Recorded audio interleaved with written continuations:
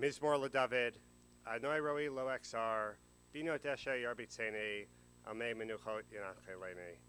Nafshi Yeshovev Yancheni, B'magle Tzedek Laman Shemo, Gam Kielech Begetzo Malvet, Lo Ira Ra, Kiata Imadi, Shiftecha Umin Shavtecha, Hema Yanachuni, Tarach Lefana Shalchan Negatora, Deshanta B'Shem Roshi, Kosi Rivaya, Akov Chesed Yerdefune Kol Yemei Chaya, V'Shafti B'Beit Adonai L'Orech Yamin. A song of David, the Lord is my shepherd. I shall not lack. God causes me to lie down in lush pastures. God leads me besides tranquil waters. God restores my soul and guides me in righteous paths for God's name's sake. Though I walk through the valley of the shadow of death, I will fear no evil, for you are with me. Your scepter and staff, they comfort me. You prepare a table before me in full view of my adversaries. You have anointed my head with oil, my cup overflows. May only goodness and kindness pursue me all the days of my life, and I shall dwell in the house of the Lord for the length of days. We come together today to remember and to mourn Jerry Schmelzer, a beloved brother, father, and husband.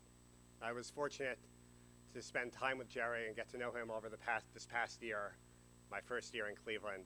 It was too short of a connection that we got to have, but I enjoyed many lunches with him where he told me about his beloved alma mater, Columbia, and his hockey team that he once was involved with his brother, and always shared his insights into the shul and the community at large.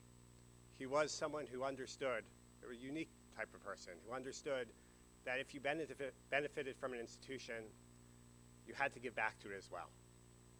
He loved and was passionate about his alma mater, Columbia, and he was passionate about supporting and giving back to the Jewish community as well. May his memory inspire us and be a blessing for his family.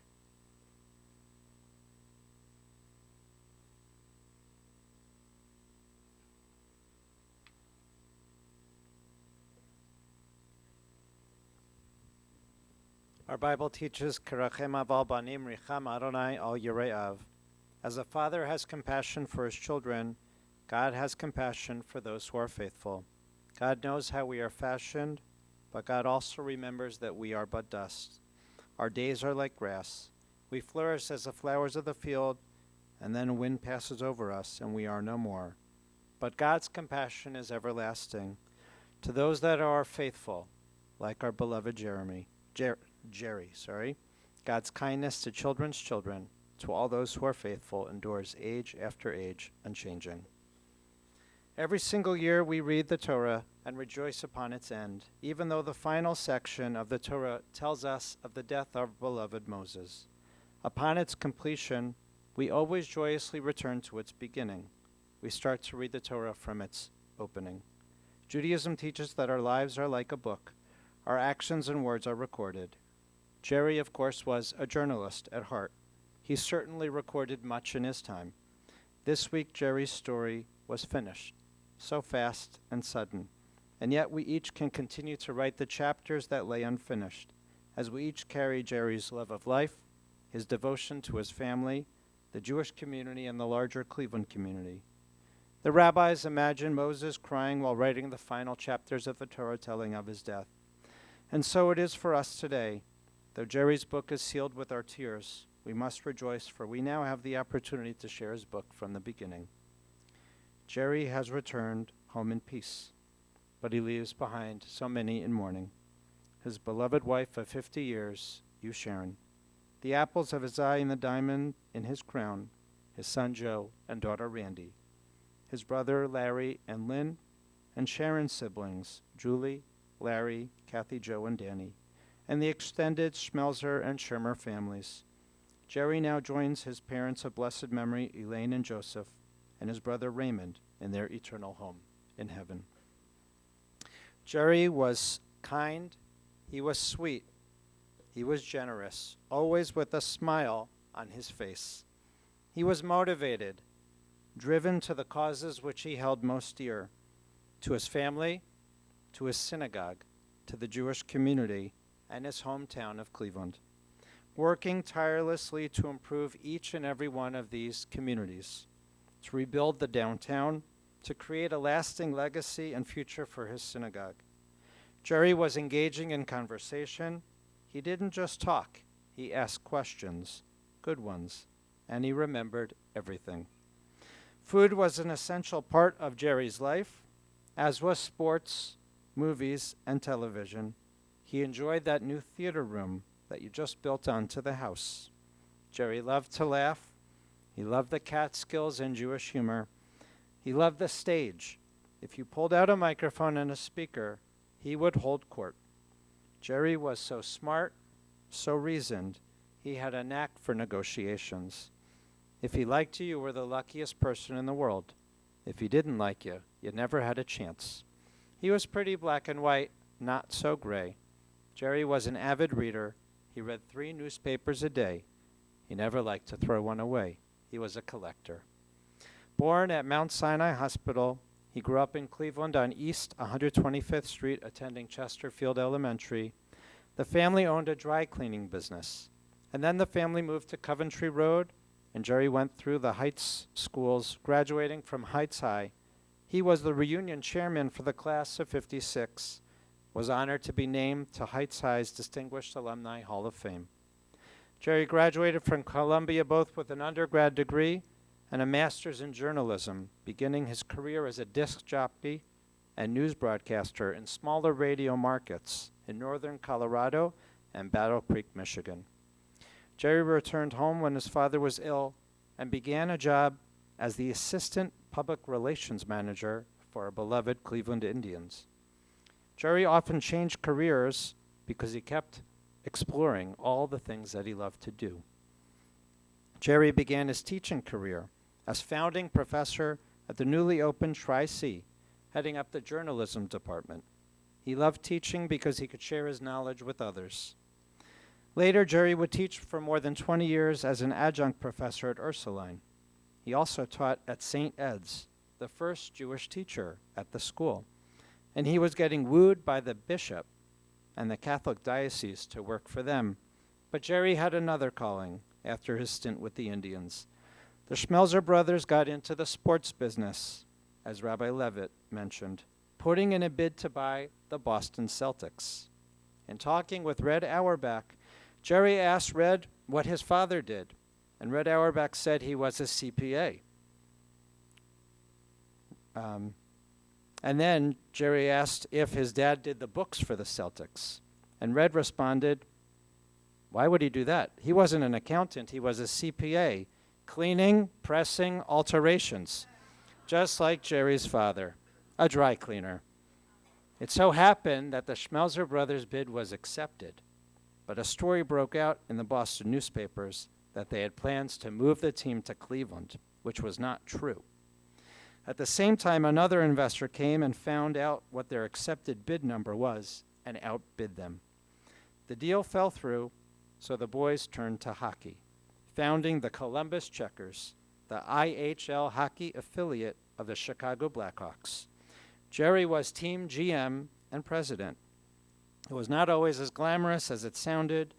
You had to put out your own ice at the Ohio State Fairgrounds for the team. Jerry made his way all through Ohio, talking up the team, gathering community support for the Checkers. The biggest victory for the Columbus Checkers was the marriage of Jerry and Sharon. For you see, since the team was based in Columbus, Jerry and his brothers moved down there to work. It so happened that Jerry had a cousin, Gene Schottenstein, that fixed you both up. It was a blind date setup when Jerry came to Sharon's family home to pick you up for that first date. You were upstairs getting ready. You sent your sister Julie to go down and tell you what Jerry looked like. Julie came back with a report but told you to change your clothes so you could match what he was wearing. You changed, and it literally was a match. What you didn't know at the time was that Jerry was actually dating another Columbus girl, a Wexner. But as you told me, Sharon, I beat her out, and the rest is history. Sharon, you were a school teacher at the time, and Jerry wooed you, constantly sending flowers to the school to be in your classroom. And finally, one day, Jerry said, I'm going to your parents and I'm going to ask them for your hand in marriage. Sharon, you told me when he came over that night, you didn't know what would happen. So you took a bath and waited to see what your parents would say. Well, we know the rest, except that when he proposed to you, you dropped the ring down the drain. And your dad had to get it out. That next day after the engagement, the two of you flew down to Florida to meet Jerry's parents for the first time. You were soon married on June 1st, 1969, at your home shul, Agudas Achim, in Columbus. Soon you moved back up to Cleveland and lived in the Clarkwood Apartments, then in Larry's home on Dysart, and then your home on Byron and Shaker, and finally your beautiful home on Cedarwood and Pepper Pike. Together you loved to travel. You traveled the world, China, Australia, the African safari, Europe to find the best cheese Danish in Prague and Budapest, and Israel so many times. Jerry was a wonderful father to Joe and Randy. He was so proud of you. He'd brag to everyone about you. Joe, you shared with me that you didn't always follow Dad's path, but when you succeeded, he was so proud of you. Dad helped you with your beautiful home in Los Angeles and your career as a leading commercial photographer and director. It feels like your roots comes from Dad's PR and marketing work, following his path in your own way. And Randy, you always followed Dad's path in your own way as well, working in that record store and DJing, your master's degree from Columbia's journalism school just like Dad, and working in the business. You always made Dad so proud. When Jerry moved back with Sharon in 1970, he began his PR work, joining Brand Agency and working in the city. Jerry was known for being creative, dedicated, and successful. He would later be elected the president of the Public Relations Society of America's Cleveland chapter, the Cleveland Execs, involved in the Press Club, the Cleveland Alliance Marketing Committee, and all the other media, marketing, and groups that made things happen here in Cleveland. Jerry was instrumental in the election of Mayor Michael White, hosting his first political gathering, serving as Mayor White's PR director, working with Mayor White to turn Cleveland's downtown around, leading the downtown development of the historic Gateway District, changing the tax rules that led to the building of our new stadium and arena, converting empty offices into apartments, including the family building, the finance building, which became the Point at Gateway. Jerry was instrumental in the transformation of downtown Cleveland, at least from Ontario Street to East 9th, and so much more. He served as vice chairman of the Downtown Cleveland Alliance, also working for the improvement of the Caddo area on the border of Lakewood and Cleveland, where the Schmelzer family originally lived, making that area safer, leading to more development, maintaining the original historic character of the neighborhood. Jerry loved his city, but as you all know, he also loved his Judaism. Ohab Tzedek Taylor Road was his second home, and in 2013, Jerry received the Lifetime Achievement Award. He loved the synagogue. He was the first young man to be bar mitzvahed in the new building. And when it was the largest Orthodox shul between New York and Chicago, his family were the founders and the leaders. His father was president for 12 years. His daughter Randy was the first bat mitzvah there at the shul. He would always say that with pride. Jerry served as president of Ohab Tzedek Taylor Road, overseeing the merger of really 5 synagogues, not just 3, using his best skills of listening, asking, negotiating, logic, reasoning, maintaining the legacies and histories of each of the distinct synagogues with a shared future, a new life. I don't think it could have happened without Jerry, and definitely not as well as it did. With a beautiful building and a thriving congregation, his PR and business skills, a sports GM, downtown developer, all came in use for his dedication to our community. And Jerry has been active in so many other Jewish community groups, an active Jewish community leader outside the synagogue, a board member, an editorial advisory board member of the Cleveland Jewish News, sharing his journalistic expertise. The cemetery committee, considered one of the most important mitzvahs in our traditions, to name just a few of his involvements. Jerry never understood, though, how you could end a term as a board member. He always wanted to stay involved in every single organization that he gave his heart to, and he would push them to be named an emeritus board member of each. Jerry was fun. He was entertaining. He was kind. He was sweet. He loved going to the movies. He loved eating. And even better, he loved going to the movies and eating at the movies. He couldn't miss a sports game. He loved dogs. Peanut the dog was attached to his hip. He read stories about everything, but most especially about Israel. Jerry loved to tease you. He loved to talk to you. He was a Hungarian that loved his family. And when he talked to you, he made you feel like you were the most important person in the world. And that's a gift that he gave to so many of us, including me. We're all going to miss Jerry, his laugh and his smile, his gentle ways and his love. May he be at peace. May his name always bring us blessings. And we say, Amen. We'll rise now for the El Male Rachamim, the memorial prayer.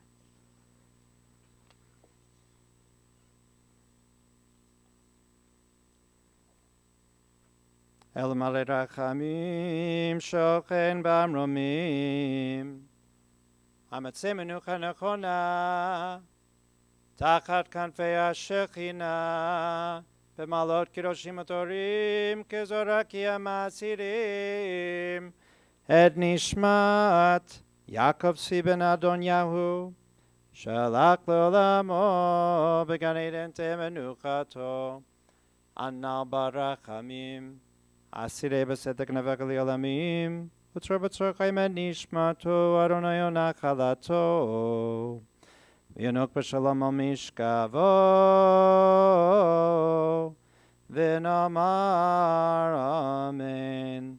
Exalted, compassionate God, grant infinite rest in your sheltering presence among the holy and pure, to the soul of Yaakov Tzvi, our beloved Jerome Schmelzer, who has gone to his eternal home. Merciful One, we ask that our loved one find perfect peace in your eternal embrace. May he merit the reward for living a life of righteousness, dedication to community, dedication to all. May his soul be bound up in the bond of eternal life. May he rest in peace. And we say, Amen. Please be seated.